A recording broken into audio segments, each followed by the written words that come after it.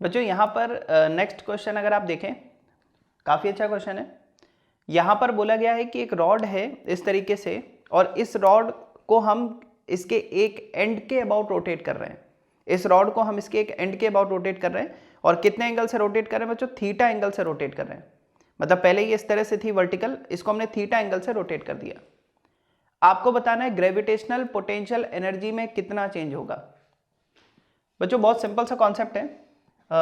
मैंने आपको एक रॉड का केस बताया था, जिसमें हमने ग्राउंड पर एक रॉड को इस तरीके से वर्टिकली यहाँ पर होल्ड किया था, और हमें फाइंड करना था कि इसकी ग्रेविटेशनल पोटेंशियल एनर्जी क्या है। जब हमने पूरा उसको इंटीग्रेशन से सॉल्व किया तो रिजल्ट बच्चों क्या आया था? mg। और वहां पर हमने देखा था कि अगर यूनिफॉर्म रॉड है तो मिड पॉइंट तक की हाइट आपको देखनी होती है, जिसको आगे के चैप्टर्स में हम लोग सेंटर ऑफ मास से भी जानेंगे। लेकिन अभी के लिए आप ऐसा समझो कि बच्चों अगर कोई यूनिफॉर्म बॉडी आपको गिवन है तो उसका जो ज्योमेट्रिकल सेंटर है उसी से आपको देखना है, ठीक है। तो बच्चों यहां पर पूरी की पूरी रॉड को देखने की जरूरत नहीं है, आप बस ये देखो कि इस रॉड का जो मिड पॉइंट है, पहले बच्चों कहां पर था? पहले मिड पॉइंट यहां पर था, ठीक है, जैसे हम लोग बाद में जाके सेंटर ऑफ मास पढ़ेंगे, ठीक है। अभी के लिए आप ये समझो ये मिड पॉइंट है, और बच्चों ये मिड पॉइंट यहां पर मूव करते करते करते करते कहां पहुंच गया होगा? इस पोजीशन पे आ गया होगा। तो आपको बस ये देखना है कि इस यूनिफॉर्म रॉड का जो मिड पॉइंट है वो कितना हाइट ऊपर गया है। इसके लिए आप एक काम कर सकते हो, इस पॉइंट से लेके यहां तक की जो हाइट है वो, मतलब जो डिफरेंस है या जो डिस्टेंस है वो कितनी होगी? वो जो टोटल लेंथ l है, तो ये लेंथ कितनी हो जाएगी? l/2 हो जाएगी, ठीक है। ये कितनी हो जाएगी? l/2, ठीक है। स्मॉल l है तो स्मॉल l/2 कर लीजिए। और बच्चों यहां से देखो ये डिस्टेंस अभी भी कितनी होगी? ये तो l/2 ही होगी ना, l/2। तो आपको ये देखना है कि ये कितना ऊपर गया है। देखो आप ऐसा समझो कि अगर ये वाली डिस्टेंस l/2 है तो वर्टिकली ये कितना होगा, ठीक है ना, ये एंगल थीटा है। तो बच्चों अगर ये l/2 है तो ये l/2 का cos थीटा होगा, है ना। ये l/2 है तो ये लेंथ क्या होगी? l/2 cos थीटा होगी। यानी कि अगर हम यहां पर ऐसे कुछ परपेंडिकुलर ड्रॉ करें तो बच्चों ये डिस्टेंस कितनी होगी? l/2 cos theta. भाई ये l/2 है तो ये l/2 cos थीटा। तो मतलब ये है कि जो मिड पॉइंट है पहले यहां से कितना नीचे था? l/2 पर, अब कितना नीचे है? l/2 cos theta.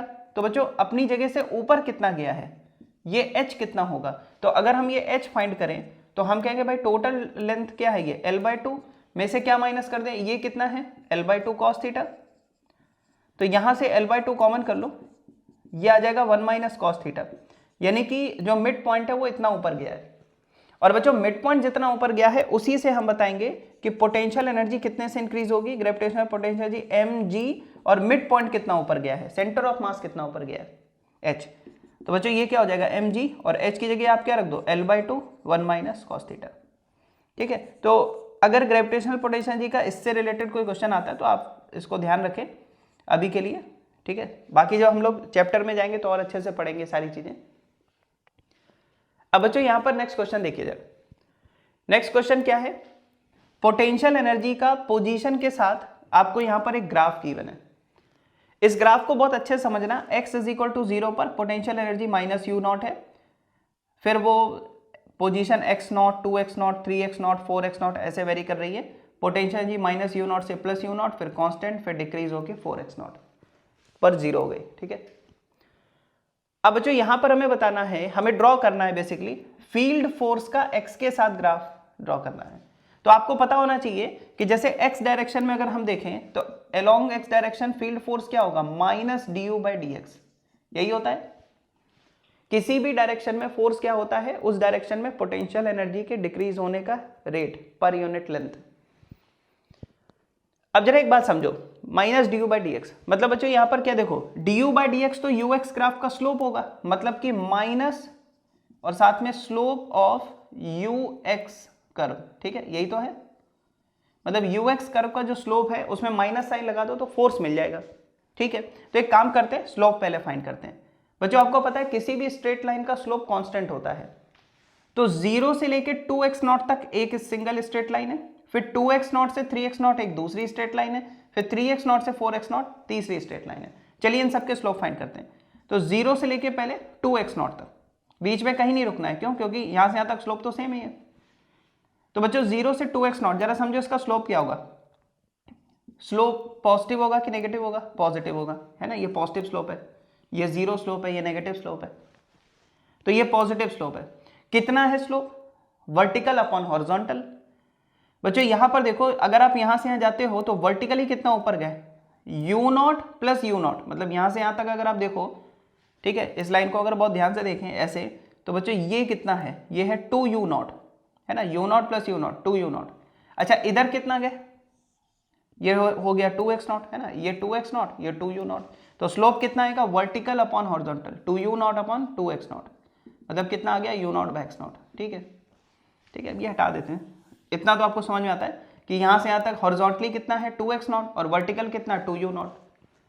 इसके बाद बच्चों 2x0 से 3x0 के बीच में अगर आप स्लोप देखो तो ये 0 होगा, इसका कोई स्लोप नहीं है। और इसी तरह से अगर हम 3x0 से 4x0 के बीच में देखें तो इस लाइन को देख के पता चलता है कि बच्चों इसका स्लोप क्या? नेगेटिव है। अब नेगेटिव में कितना है देखो